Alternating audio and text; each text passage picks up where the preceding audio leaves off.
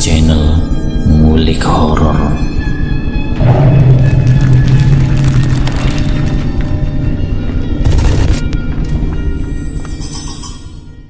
Assalamualaikum warahmatullahi wabarakatuh. Kembali lagi di channel Ngulik Horor. Channel ini menceritakan tentang kisah-kisah misteri. Kali ini saya akan membawakan kisah misteri yang ditulis oleh Agil Saputra. Kalian juga dapat mengunjungi tweet beliau langsung ya. Nanti link saya akan sediakan di kolom deskripsinya. Oh ya, di dalam cerita ini nama dan tempatnya disamarkan semua ya, untuk menjaga privasi pihak yang terlibat di dalamnya. Yuk daripada kita lama-lama, langsung saja kita simak ceritanya. Bismillahirrohmanirrohim. Kali ini saya akan membawakan kisah misteri yang berjudul Pocong di Rumah Lelang. Temanggung pertengahan Oktober 1996. Aku baru saja membeli sebuah rumah di pelelangan salah satu bank milik negara. Harganya cukup murah, rumahnya pun cukup bagus. Tapi karena mungkin sudah bertahun tidak dihuni, ada beberapa bagian yang harus direnovasi. Saya tinggal di situ bersama istri dan anak saya yang baru saja berusia 2 tahun. Tiba di hari pertama saya menempati rumah itu, tidak ada kejadian aneh-aneh. Cuma waktu itu anak saya cuma rewel, terus-menerus minta pulang-pulang ke rumah lama kontrakan sebelum saya tinggal di sini.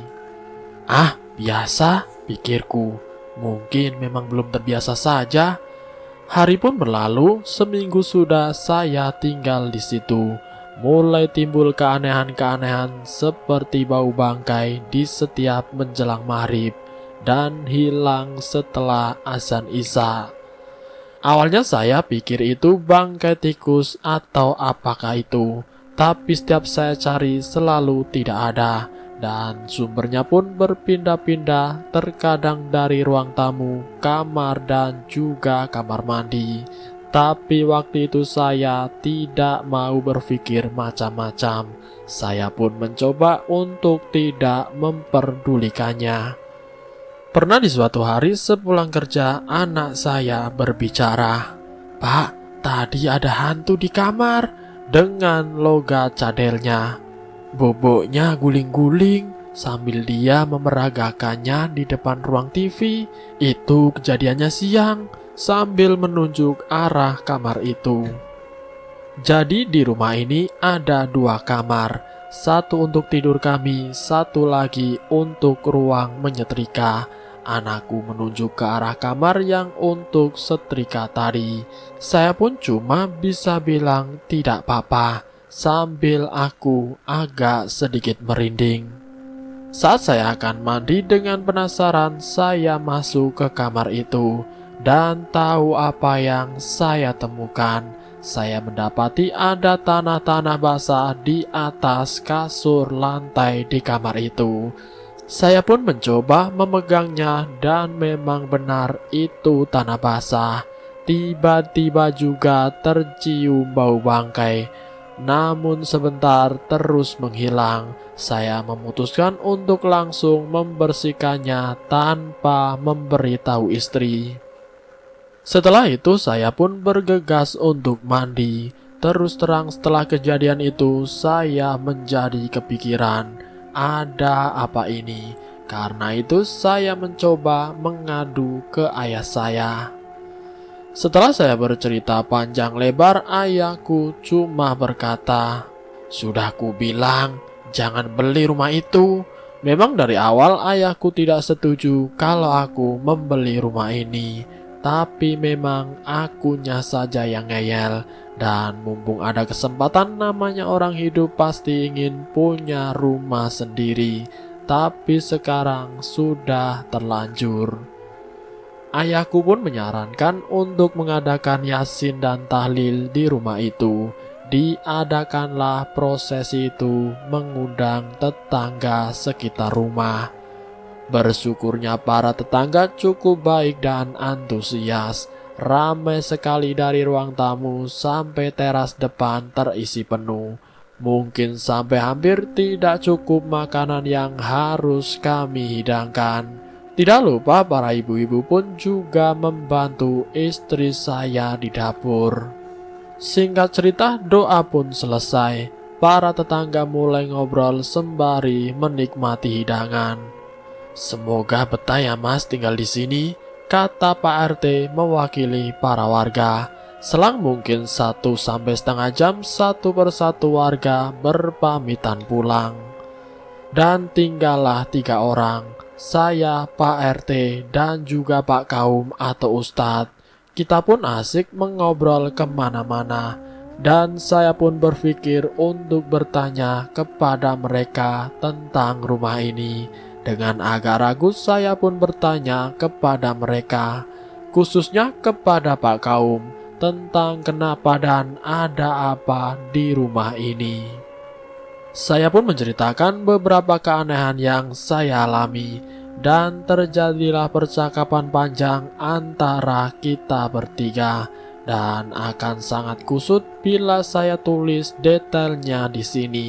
Jadi inti dari pembicaraan itu akhirnya hanya berupa nasihat agar saya lebih giat beribadah dan menguatkan iman. Saya sebenarnya tahu kalau mereka seperti menutup-nutupi tentang bagaimana rumah ini, tapi saya juga tidak bisa memaksanya. Malam pun semakin larut, Pak Kaum dan Pak RT pun pamit pulang. Singkatnya, setelah beberes, saya beranjak untuk tidur. Malam itu pun berlalu dengan tenang.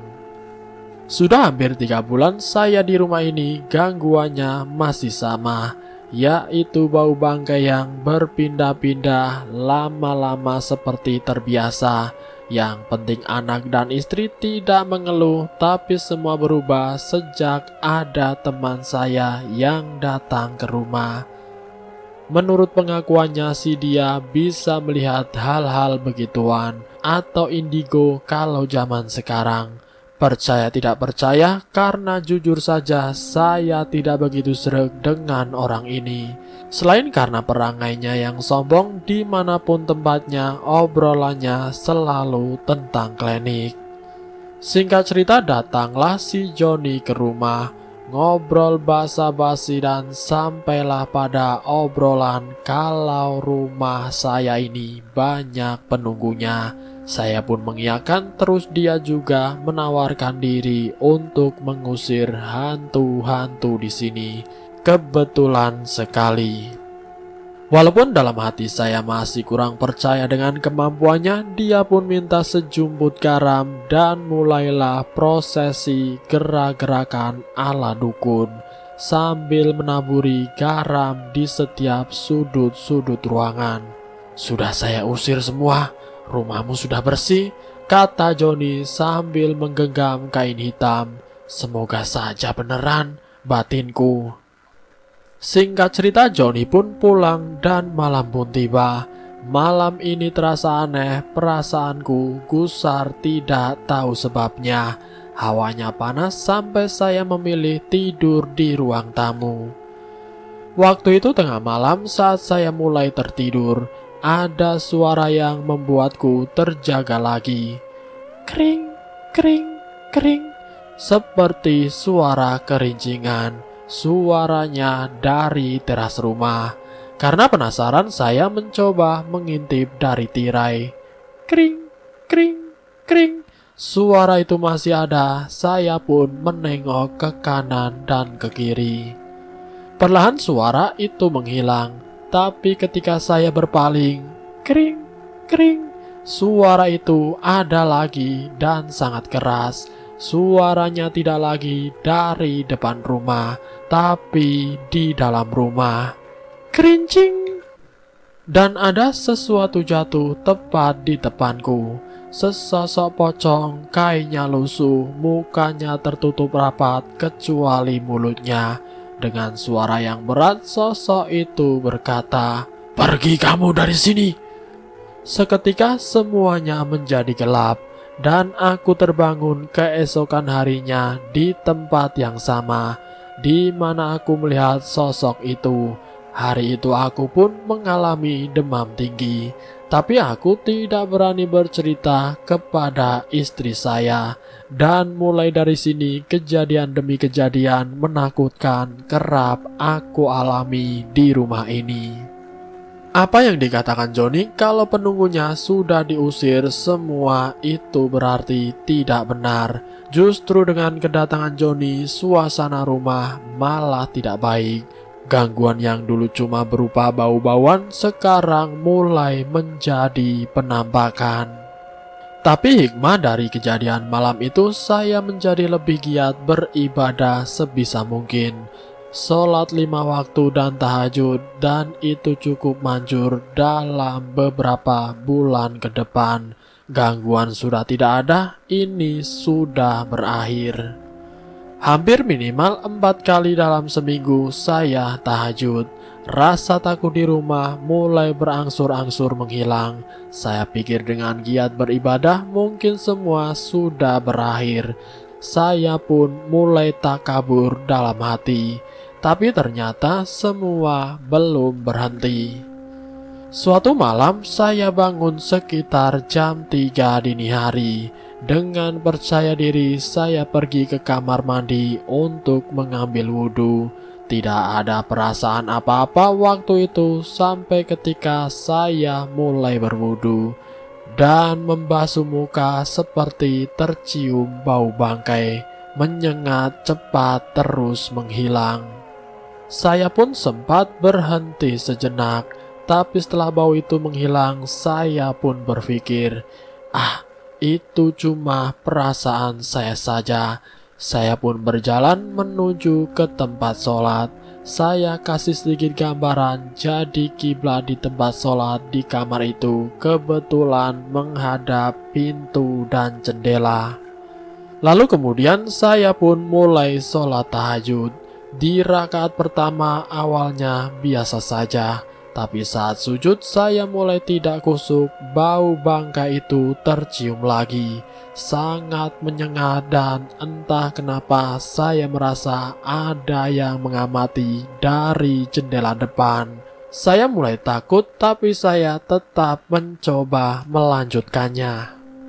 Di rakaat kedua saya sudah tidak berani lagi melihat ke depan, karena memang sepertinya benar ada sosok yang berdiri di balik jendela itu.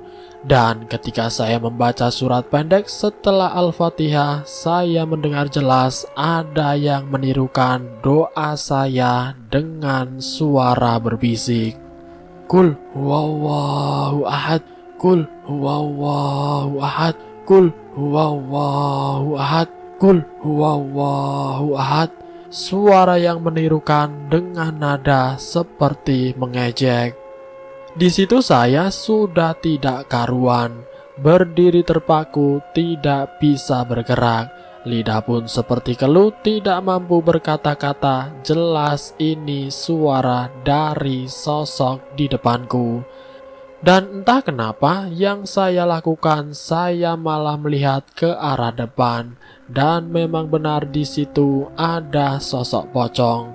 Sosok itu terus mengucapkan kata, Qul huwallahu ahad, Qul huwallahu ahad, Qul huwallahu ahad, sambil menggerakkan kepalanya.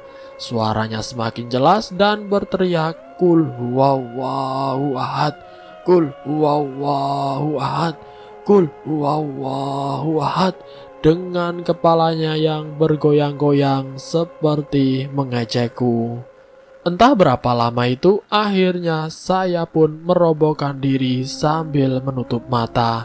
Dalam hati saya berdoa sebisanya, dan suara maupun sosok itu perlahan menghilang setelah mendengar azan subuh.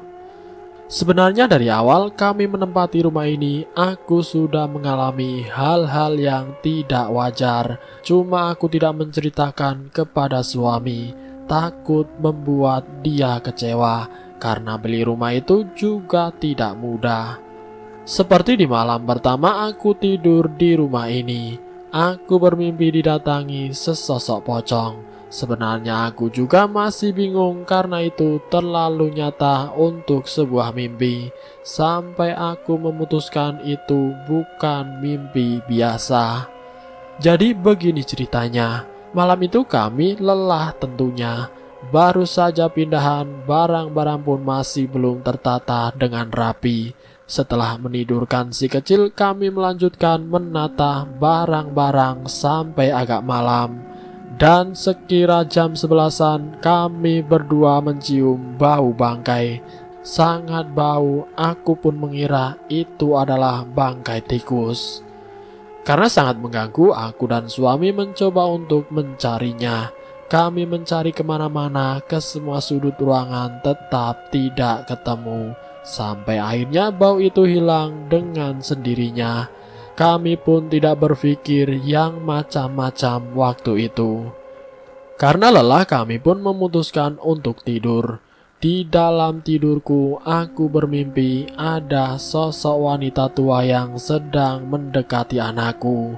Wajahnya seram, rambutnya kusut, matanya tajam. Dia mengelus-ngelus kepala anakku. Dalam mimpi itu, anakku takut dan menangis. Namun tiba-tiba saja sosok wanita tua itu mengeluarkan sebuah arit atau sabit, seperti hendak akan melukai anakku. Aku pun spontan meraih anakku dan berlari menjauh.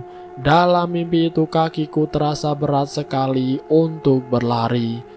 Pokoknya sembari aku menjauh, sesekali aku menengok ke belakang. Dan dengan aneh, sosok wanita tua itu perlahan berubah menjadi pocong, dan sosok itu terus mengejarku. Tiba-tiba saja di situ ada suamiku dan meraih anakku. Tapi pocong itu masih terus mengejar, sampai akhirnya aku terjatuh dan pocong itu menindihi dadaku. Wujudnya dipenuhi tanah-tanah yang menempel. Wajahnya tertutup kain, hanya mulutnya yang terlihat. Dia tertawa-tawa sambil menggeliat seperti berjoget di atas dadaku.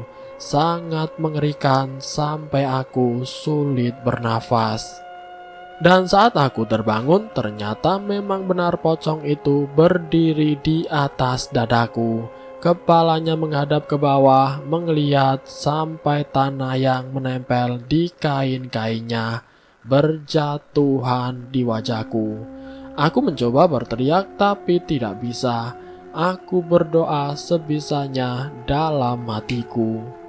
Lalu kemudian aku pun terbangun. Dan aku melihat anakku yang tadinya tidur di tengah kita berdua, sekarang sudah duduk di lantai dan menangis. Aku bermimpi, di dalam mimpi sangat aneh sekali. Terasa sangat nyata, ini sangat nyata, ini bukan mimpi biasa. Sejak kejadian itu, aku memutuskan untuk tidak bercerita kepada suamiku. Walaupun sebenarnya aku tidak akan betah tinggal di rumah ini, tetapi di sisi lain aku tidak ingin mengecewakan dia, karena kami juga sudah terlanjur mengeluarkan uang yang tidak sedikit untuk membeli rumah ini. Dan benar saja aku akan melewati hari-hari yang tidak wajar di tempat ini. Dan yang paling sering terjadi adalah adanya ceceran tanah-tanah basah di lantai. Panjang bahkan kalau diurutkan bisa dari teras depan sampai pekarangan belakang. Dan selalu berhenti di dekat sumur yang sudah tidak terpakai di belakang rumah. Saya pun menyapunya, ceceran tanah itu entah dari mana asalnya. Pernah juga ada kejadian aneh di siang hari. Jadi waktu itu suamiku masih bekerja. Jadi aku di rumah berdua dengan anakku. Waktu itu aku lagi masak di dapur, anakku main-main di dekat saya. Dan entah bagaimana aku agak lupa, tiba-tiba anakku menghilang. Awalnya cuma ku panggil-panggil tapi kok tidak menyahut. Aku mulai mencari di depan dan di kamar-kamar sambil aku memanggil-manggil. Di situ aku mulai panik. Aku keluar rumah mencari di jalan depan, rumah juga tidak ada. Aku pun ke belakang lagi, aku matikan kompor dan aku mendengar suara berisik di pekarangan belakang rumah. Setelah aku lihat, ternyata anakku ada di situ sedang bermain-main tanah. Yang aneh di sini adalah pintu menuju pekarangan itu tertutup rapat dan anakku yang masih kecil tentu tidak bisa meraihnya gagang pintu itu. Dan kalaupun bisa, tentunya aku bisa dengar suara pintu itu. Toh posisi pintu itu juga dekat dari dapur. Dan keanehan kedua, jalan antara pekarangan menuju sumur itu ada gap berupa rerumputan yang seperti tumbuhan putri malu yang berdiri, dan ilalang yang bahkan tingginya hampir sama dengan anakku. Bagaimana anakku bisa berada di situ? Saking takutnya sejak saat itu kalau suamiku belum pulang, aku tidak berani di rumah. Aku lebih memilih main ke tempat tetangga atau pulang ke rumah mertua. Baru sorenya suamiku jemput aku dan anakku. Kebiasaan itu bertahan sangat lama, sampai-sampai rumah itu cuma hanya tempat untuk tidur saja. Jarang sekali aku melakukan keseharian di sana kalau suamiku belum pulang. Tapi mau sampai kapan seperti itu terus-menerus? Sampai suatu malam, waktu itu hujan deras. Kami sedang menonton TV berdua, anakku sudah tertidur. Tiba-tiba tercium lagi bau bangkai bercampur anyir. Kami berdua saling menatap, menengok ke kanan, ke kiri, dan ke belakang. Dan tepat di belakang tikar yang kami duduki ada ceceran tanah lagi. Suamiku pun berdiri, aku pun meraih tangannya. Kita berdua berjalan mengikuti ceceran tanah itu lagi. Dan setelah diikuti ceceran tanah itu berhenti di depan menuju pekarangan belakang. Kita pun juga berhenti dan saling menatap. Dengan satu tangan suamiku yang memegang gagang pintu itu. Dengan tiba-tiba dan tanpa aba-aba, suamiku membuka pintu itu. Tiupan angin dan suara hujan terdengar keras. Dan apa yang kita lihat? Ada sosok pocong yang tengah duduk di sumur itu, sembari menggoyang-goyangkan kakinya. Kami terpaku dan tidak bisa bergerak. Dan sosok itu berkata, "Apa kamu?" Suaranya bersamaan dengan derasnya air hujan, tapi terdengar sangat jelas. Sontak saja kami yang kaget langsung membanting pintu. Aku diseret berlari menuju kamar. Di situ aku menangis, bingung, takut, campur aduk rasanya. Kita berdua meringkuk ketakutan di kamar sampai hujan reda. Sekitar jam 1-2 malam kami berkemas membangunkan si kecil dan pergi ke rumah mertua malam itu juga.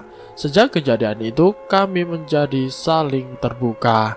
Ternyata kita berdua sama-sama diganggu oleh pocong itu. Kami pun bercerita kepada orang tua suami, yang ternyata mereka juga sudah tahu. Karena suamiku pernah bercerita lebih dulu, aku dan suami juga sempat ingin menjual lagi rumah itu. Tapi tidak boleh sama bapak mertua. Katanya kalau kita menjual rumah itu berarti kita yang kalah dan kita tidak boleh kalah. Akhirnya aku, suami dan bapak mertua mencari solusi atas apa yang terjadi. Dan atas saran dari bapak mertua, kita mendatangi salah satu kiai yang namanya cukup besar di Temanggung kala itu. Singkat cerita, datanglah kita, Pak Kiai, bapak mertua, aku dan suami ke rumah bersama beberapa santrinya. Di situ kita mengadakan doa-doa. Dan aku merasakan sendiri saat prosesi doa, bau bangkai itu tercium lagi, berkutat mengelilingi kami. Setelah itu tiba-tiba ada suara ledakan, dar, dan bau pun menghilang. Beberapa saat setelah itu doa pun selesai. Pak Kiai meminta para santrinya untuk pulang duluan. Tinggallah kita berempat. Ternyata Pak Kiai ingin menunjukkan sesuatu. Dia meminta sebuah linggis dan mengajak kita semua berjalan menuju sumur itu. Tepat di depan beliau menyuruh kita menjadi saksi. Beliau pun menyuruh suamiku untuk menghancurkan lantai semen di depan sumur itu. Dan apa yang kita semua temukan di balik lantai itu?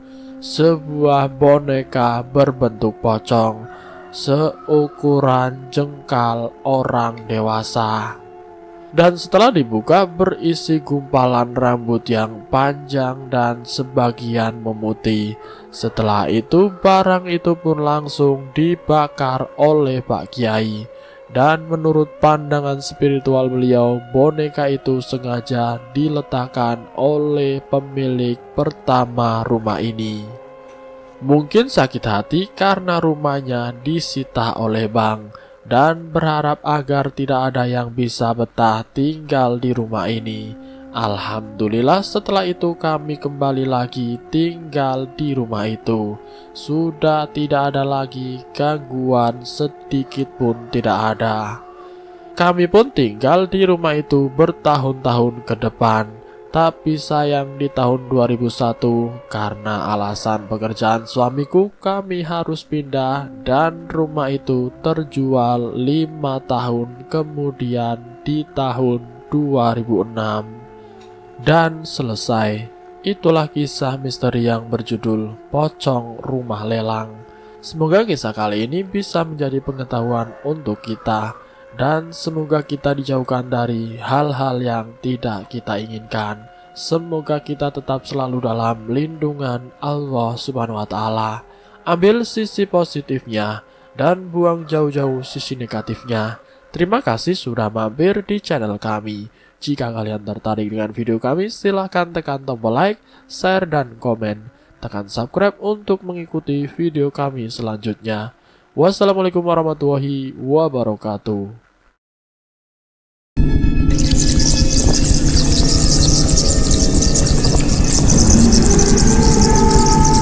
Selamat datang di channel Ngulik Horor.